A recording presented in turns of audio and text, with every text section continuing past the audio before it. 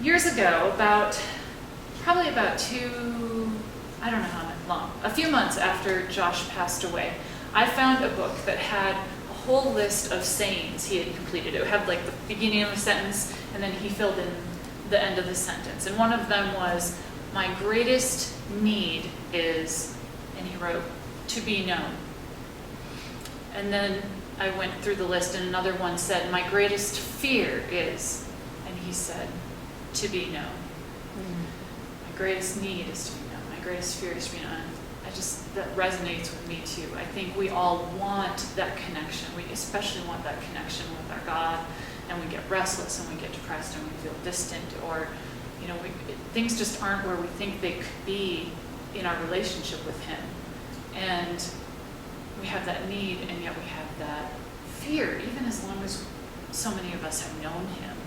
And so as we go into this tonight, I just want to remind us of what Jesus said in His own gentle words. So we're going to start in Matthew 11. We're going to talk tonight about an invitation, and then if we get time, we're going to talk about an invasion. So we'll start with the invitation. So Matthew 11, 25 to 30. I am using the New American Standard Bible. If you have options and need to be in the same exact one. But it is fun to have different translations. So I also want this to be basically just a Bible study. So if there are thoughts, if there are questions, if you feel that you are being prompted to share something, please do. So Matthew 11, verse 25. At that time, Jesus said, "I praise you, Father, Lord of heaven and earth, that you have hidden these things from the wise and intelligent and have revealed them to infants." I praise Him for that too. Amen. Okay. "Yes, Father, for this way was well-pleasing in your sight.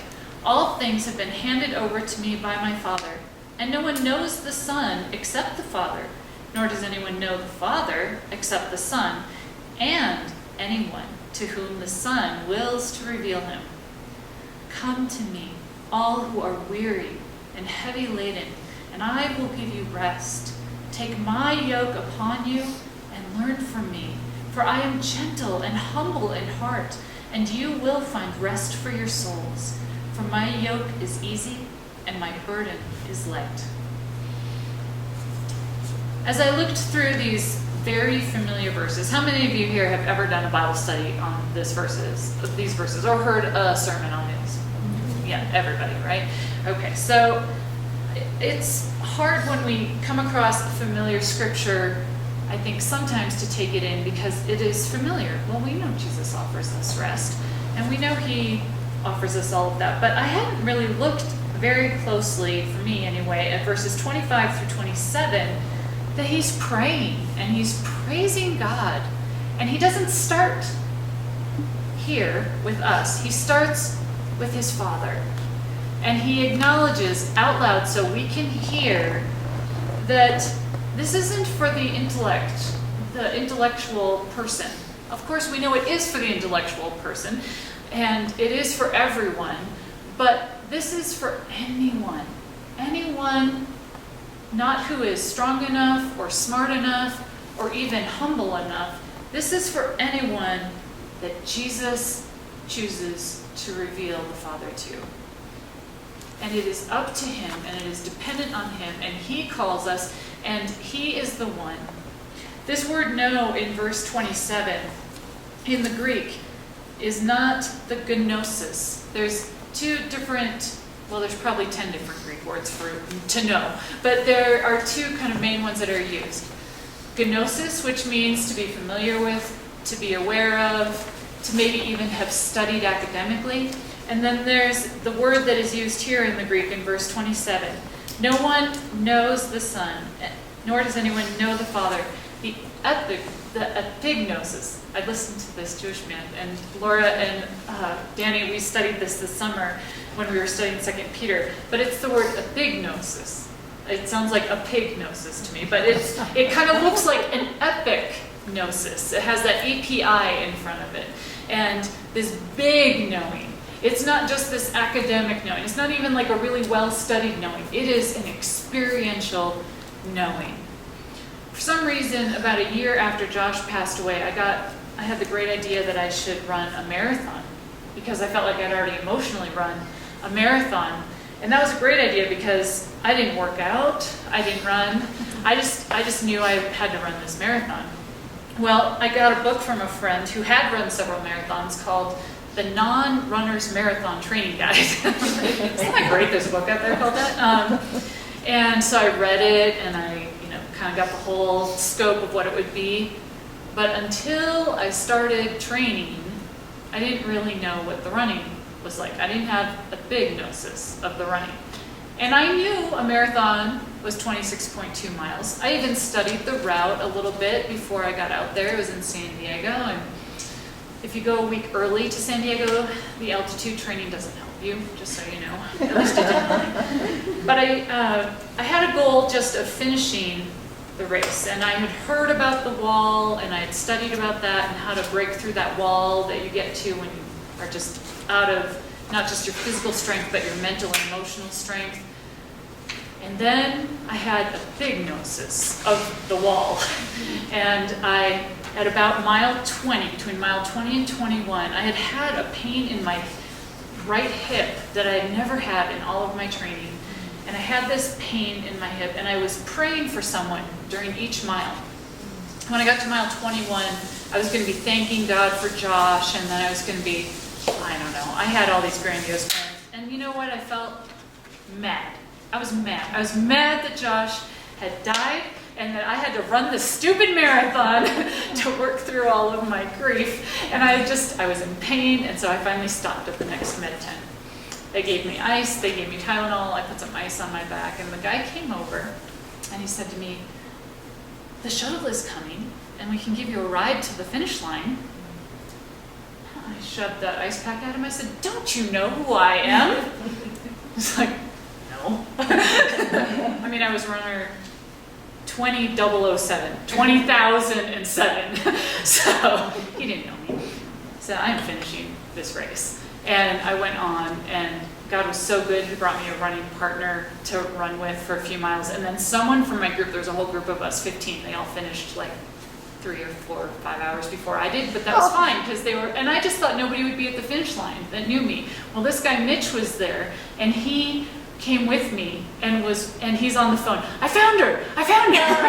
And so then a couple others came, and they were walking by me. This is how fast I was running. And they were walking me. And so we got to mile 26, and then you just have the 0.2 miles, and they said, "This is for you." So I go in, and at that point they had stands set up. And my whole team of 15 other people were all there. That's the good part of finishing hours after everybody and cell phone technology, is that they were all there, and I crossed that finish line because that was the goal, and I made it, and I had big gnosis of what a marathon is. And I was so sore, and I was so happy for the whole rest of basically that week. So, I think when we think about knowing God, we know that it's more than just the head knowledge, and we know that it's more than just experiencing a Bible study or a weekend like this. But it's not fun to think it's that brutal training that we have to go through of life.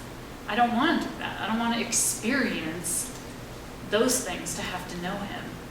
And yet it is in doing those things that we press on, and He brings us to that victory, that finish line, and we know Him in a way we never would have known Him had we given up and taken that stupid shuttle, or if we had decided, I've hit the wall and I'm just done, or if we did the training and never did the marathon itself.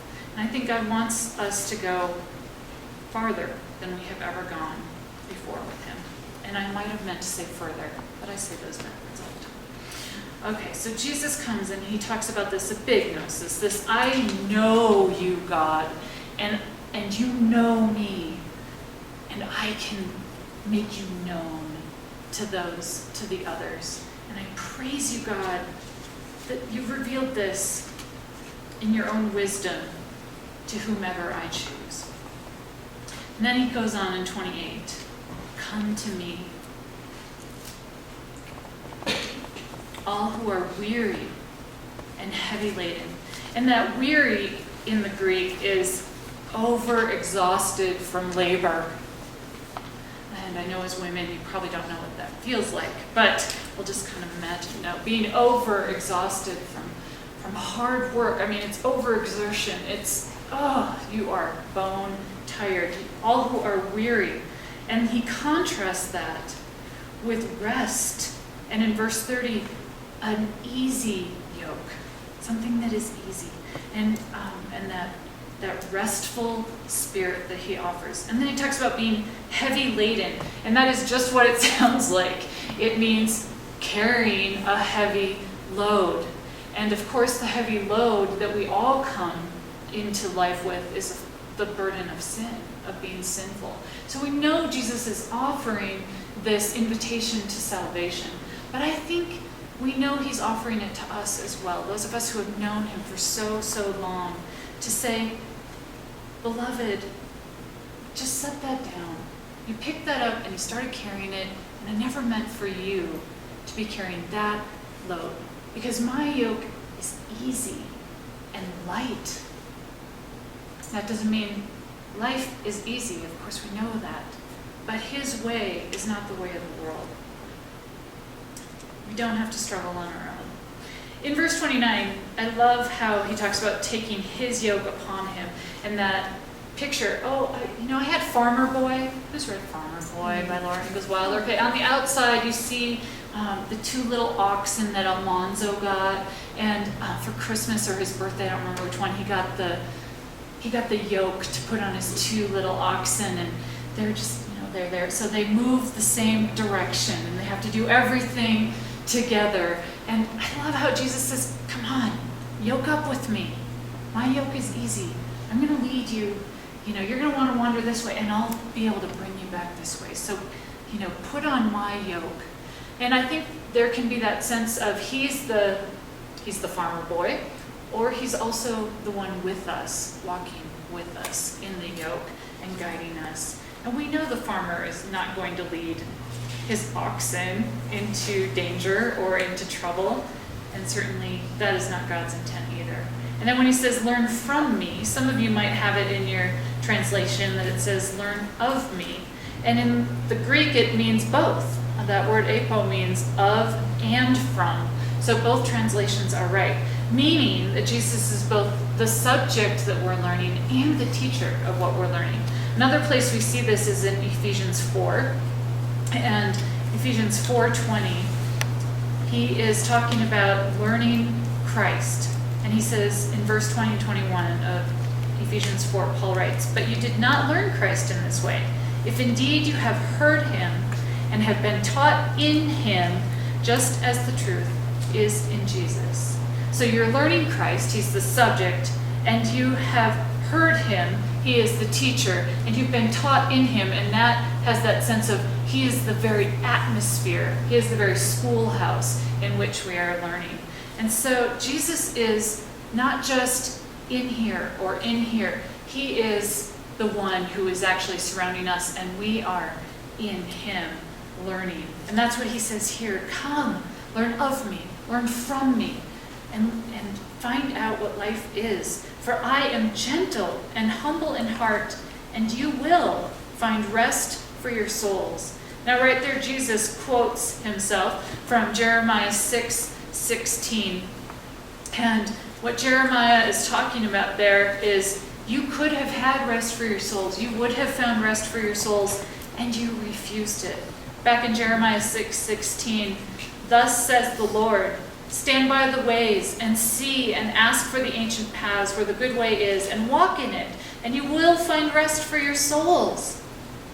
But they said, we will not walk in it. So the invitation is there. And the invitation comes again. And we don't have to take it. He is gentle and humble of heart. He is not going to force. He is not going to make it happen. Although I think Jesus, because he loves us so much, might set up the stage that we do get desperate enough to then call on him if we have had the waywardness to walk away from him. For my yoke is easy and my burden is light. So in this very familiar passage that I know you all know, I just want to share the obvious as we get started, that knowing God means accepting Jesus' invitation to rest and to follow him. Knowing God means accepting his invitation to rest and follow. Kind of the main idea of our whole session here is that to know God, we humble our hearts to believe God. Right before this section, it says at the beginning of verse 25, at that time. Well, right before this, Jesus was pronouncing judgment on the unbelieving cities. And he was talking about their hardness of heart and their unbelief. If we flip over to Hebrews in chapters 3 and 4, which I won't read all of chapters 3 and 4 to you, but God is summarizing why some of the Israelites were not able to come into the promised land. And it came down to the fact that they were not believing him. It was unbelief. And God makes it very, very clear in there. And then he gives the invitation several times in chapters 3 and 4. Today, this is in 4:7, if you hear his voice, do not harden your heart. Of course, we know again that we're talking about that rest, that rest in Jesus that he has brought, that rest from having to strive to be good enough for our own salvation. And I prayed about this a lot and struggled with this because, again, I think I'm in a room of believers. But I think it's just always encouraging to say he's still calling us into the fullness of what that means, of that salvation. And have we in any way hardened our hearts? Is there any place where we are not soft towards him? Where we think his yoke is too hard and too heavy? Where he is asking us to come into a place that feels rough and difficult and not gentle and easy? Things that are too hard, and he says, no, that isn't me. That might be your circumstances, but go deeper and find me in the midst of this. And don't harden your heart in unbelief. One of the biggest lies that I think we can believe as Christian women is that God isn't going to come through for us. It's just going to always be like this. He's just not going to come through for me. I know when I was single, there was always that temptation to think, God's late. God just doesn't, he's not going to come through for me. And I have seen friends who have been faithful in waiting, and I have unfortunately been to some weddings where I think they bought the lie that God said that God just didn't really, he wasn't going to come through for them. He was holding out on them. That's kind of a lie. God is holding out on you. That's what Satan said from the beginning to Eve. You could eat that. You're not going to die. Why is God keeping that from you? You should try that. You should try that. Just go ahead. And as much as we love God and as much as we follow him, there's probably something in each of our lives that isn't quite how we want it to be. And it's that temptation to think, he's holding out on me. Even if we think he's doing it because he loves us, we still kind of blame him a little bit. God isn't holding out on us. He might be waiting to answer a prayer. I'm not saying that isn't possible. But he is not holding himself back from us in any way. He is fully here and available to us right now, completely here for us. I won't read Hebrews 3 and 4, but there's a few sections, some greatest hits that I've found in here. I put them in your 3-ring binder, and so you can see. I pretty much recommend anything from Genesis 1:1 to Revelation 22:21. Anything in here, you can't really go wrong. And I'm really crazy about this book, as you know. But those definitely, to reread that and to think, I think I heard my heart there, because I think I bought the lie that you were holding out on me. I think I bought the lie that I was going to have to figure that out on my own. And that is the danger sometimes. And I'm in a room of smart girls, so I think I can say this, of being a smart girl. Because we can figure out a lot of things on our own. But we can't figure out the real things, the most important things, apart from God.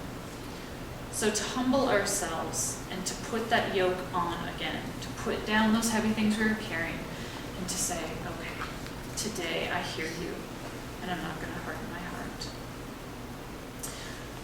In 2 Chronicles 20, we're going to go through 2 Chronicles 20 this weekend. Let's go there tonight a little bit. Are y'all up for it? Yep. Okay. So I want to take us to a passage again. I'm just going to assume this is a pretty learned group. And I tried to find some incredibly obscure passages for us. No, I didn't. I love these stories of a couple of these kings in 2 Chronicles. And I say they're obscure only because I found literally 2 commentaries on some of these stories. It's amazing how little there is written and taught about some of these passages. I don't know why, but hopefully God can give us maybe a fresh word as we go through. So 2 Chronicles 20, I'm going to read the first 13 verses. Now it came about after this that the sons of Moab and the sons of Ammon, together with some of the Meunites, came to make war against Jehoshaphat. Then some came and reported to Jehoshaphat, saying, "A great multitude is coming against you from beyond the sea, out of Aram, and behold, they are in Hazazon Tamar, that is, En-gedi." Jehoshaphat was afraid and turned his attention to seek the Lord and proclaimed a fast throughout all Judah. So Judah gathered together to seek help from the Lord. They even came from all the cities of Judah to seek the Lord. Then Jehoshaphat stood in the assembly of Judah and Jerusalem in the house of the Lord before the new court, and he said, "O Lord, the God of our fathers, are you not God in the heavens? And are you not ruler over all the kingdoms of the nations? Power and might are in your hand, so that no one can stand against you. Did you not, O our God, drive out the inhabitants of this land before your people Israel, and give it to the descendants of Abraham, your friend, forever? They have lived in it and have built you a sanctuary there for your name, saying, should evil come upon us, the sword or judgment or pestilence or famine, we will stand before this house and before you, for your name is in this house, and cry to you in our distress, and you will hear and deliver us. Now behold, the sons of Ammon and Moab and Mount Seir, whom you did not let Israel invade when they came out of the land of Egypt, they turned aside from them and did not destroy them. See how they are rewarding us by coming to drive us out from your possession, to drive us out from your possession which you have given us as an inheritance. O our God, will you not judge them? For we are powerless before this great multitude who are coming against us, nor do we know what to do, but our eyes are on you. All Judah was standing before the Lord, with their infants, their wives, and their children.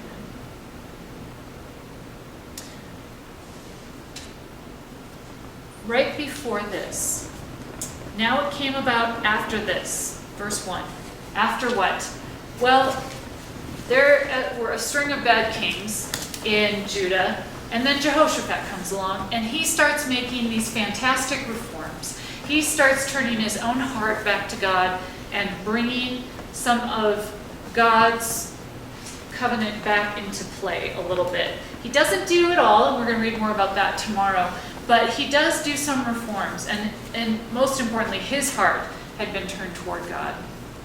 So after this, and isn't this the way, because you'll go home in a couple days, and after you have turned your heart toward God, you might hear a report that a great multitude is coming against you. Now, I think a multitude is probably already pretty a lot. But this isn't just a lot. This is a great a lot. This is a huge multitude that is coming. And if you look on a map, turn to the book of maps in the very back of your Bible if you have one. If you look back there, you can see, if you look at the land of the 12 tribes, if you have a map like that, over in the east, there is, to the east of the Salt Sea, to the east of Gad and Reuben, there is Ammon, Moab, and then south of that is Edom, and that's where Mount Seir is. So when they talked about that other group, that they're coming from the area of Edom. And what they were doing is they were coming down around from the south. They were attacking, they were going to come up around the Dead Sea and attack Jerusalem from the south. And they were pretty vulnerable there, although they did have a fortified city, some fortified cities to help them out. And they got this report that they were on their way. So what does Jehoshaphat do? He says, well, I'm pretty smart. I'm going to figure this out. No, aren't we glad he did not do that? He said, he gets afraid. Okay, this is scary stuff. We're going to have to pray about this. And I love that he didn't go to his generals or his military advisors. He went to the Lord first. So we know he had really been seeking God. So God brings him a problem he needs, and he deals with it first with prayer. The problem comes, and then there's prayer.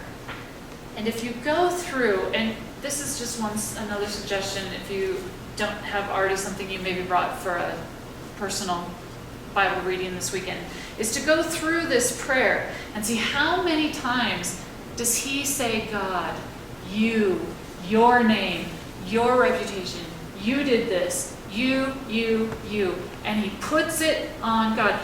Abraham, your friend forever. Remember him? He's your friend forever. And he keeps going back, not to anything that the Israelites or the nation of Judah would be. There's no reason why God should defend them. He knows how sinful they have been, how much they have been worshiping idols and turned their hearts away from God. He has no basis on their own merits to ask God for help. So he goes to God and asks on the basis of God's goodness. And I love how it says, he stood in verse 5. And then in verse 13, we get this picture. All Judah was standing before the Lord. They're with their babies, with their little ones, the wives, the husbands, everybody. I was listening to Alistair Beck, who's one of my favorites, and he actually did a teaching on this, and I love listening to him. He said, you can imagine if somebody came through Jerusalem at that time, who wasn't one of the Hebrews, came through and, what are they doing? They're standing. Well, I hear there's somebody coming against them. What are they doing about it? They're standing. They're standing. They're waiting. As a woman, it is so hard to stand and not do anything sometimes, especially when there are things you can see them coming against you. And sometimes we just need to stand and say, I'm powerless and I'm clueless. I have no idea what to do here, and I have no power to do it, even if I knew what to do. Can't do it. You got to do it, God. It's all about you. You didn't let us destroy these people, and look how they were repaying us. We didn't destroy them. We destroyed all these other nations to be able to take over the land peacefully or live in it peacefully. But we didn't destroy them, and now look, they think they can come in and take over. What in the world are we going to do? And they stand. And they wait. And they don't run out. And they don't make a plan. They listen. And they wait. So we see in here that sometimes knowing God is just admitting our own weakness and inadequacy. Knowing God is knowing who we aren't. We're going to talk more about this at some point probably, but Boyce talks about We can know God on these different levels. We can have an awareness of him. We can have knowledge of him. We can even just like know who God is. But all of that is insufficient until we see him in relationship to who we are and who we aren't. When we see God and who he is in relationship to the fact we have nothing to offer him, and he gave all for us, then we really understand who God actually is. And Jehoshaphat got it, and he went to them, and he understood. And to know God, we humble our hearts to believe God. To know God, we have to humble our hearts to believe him. And I love that Jehoshaphat said, I believe you. I believe you. You're the God of us, but you're the God of all the kingdoms, of all the nations, not just Israel, of everyone throughout the world. You're greater than all of these armies that are coming, God. And you promised this way back, not just Joshua's time, not even just in Moses' time. I mean, he takes it way back to Abraham. He goes back to the beginning, and he says, "You promised, so step up. We need you. We can't do it without you." I think that it is just really easy for me to sit here and say that I want to, and I often respond like that, but I can tell you when my kids are bugging me about something, or I am stressed out because I have one child who can be such a bully to the other one, that when those emotions start to rise up in me of fear and anger and frustration, and we know that Jehoshaphat was emotional, he was afraid to stop and to stand before God. When you think, if I don't do something, things are going to really, I better do something right. Well, I have to keep everybody safe in my house. I'm not saying that. But I've learned I don't have to solve it all right now, right away. And whatever it is that we face, it's so tempting to think, I've just got to figure this out. We've got to get through this right now. I have to know what I'm going to teach at this retreat 6 months before it comes along, or else, I'm probably not really going to be ready. No, I need to listen to God and follow where he's leading us so that we know. And then I have to have the humility to believe him when he tells me that he's got it. And he's got each of you.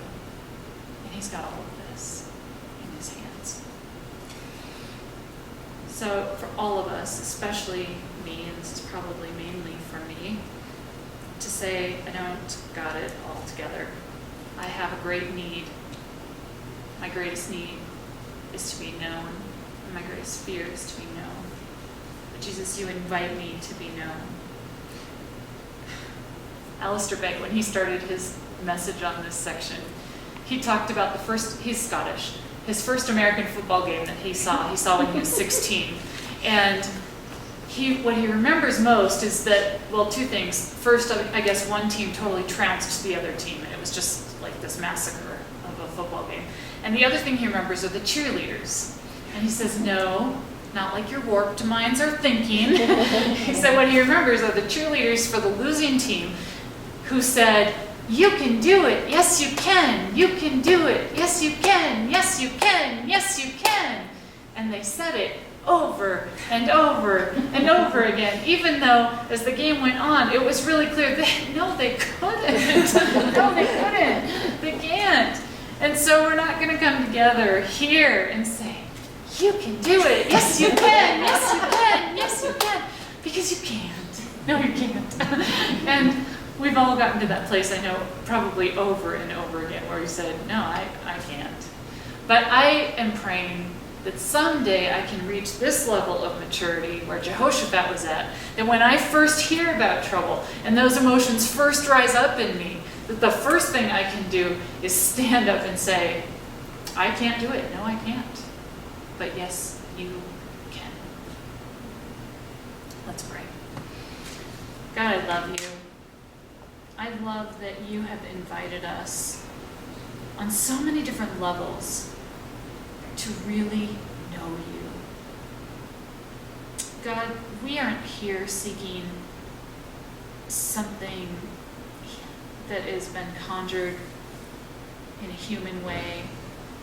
We aren't looking for an emotional experience. First and foremost, we are here to know you in whatever way you want to reveal yourself to us.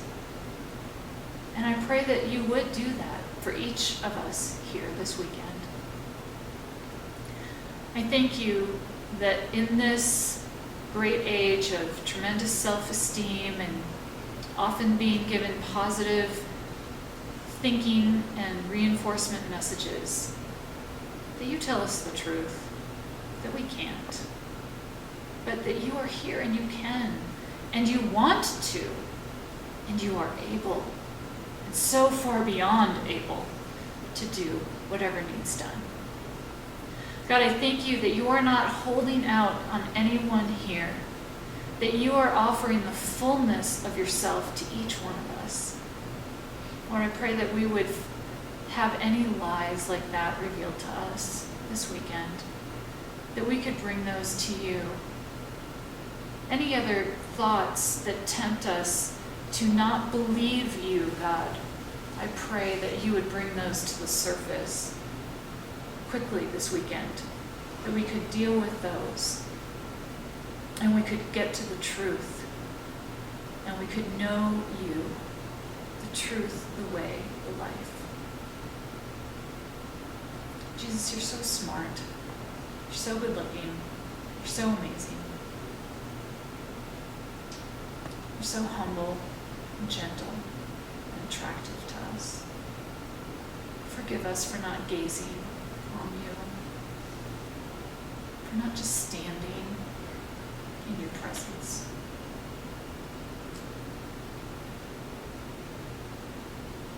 Thank you for time and space this weekend to be with you and to hear you speak to our hearts. May this all be to your fame.